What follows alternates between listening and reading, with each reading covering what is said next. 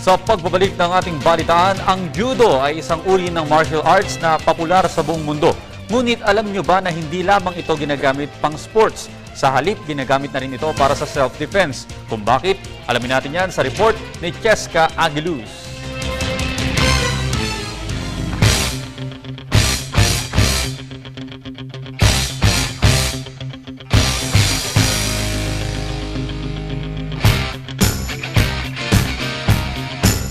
Ang judo ay isang paraan ng pagdedepensa sa sarili. Mahahati sa dalawang salita ang judo. Ju at do na ibig sabihin ay gentle way. Gagamitin mo yung lakas ng kalaban mo, yung force ng kalaban mo para to your advantage. Paliwanag ni Coach Wawel, ang judo ay mas nakikitang form of defense kumpara sa ibang klase ng martial arts. Gayunpaman ito pa rin ay isang combat sport. Mayroong magandang maidudulot ang pagkakaroon ng kaalaman sa martial arts tulad ng judo.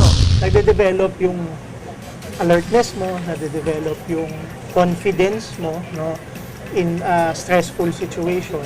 Karaniwan sa mga kabataang nabubuli ay mababa ang self-esteem o kumpiyansa sa sarili, kung kaya't madalas sila ay nagiging biktima ng karahasan.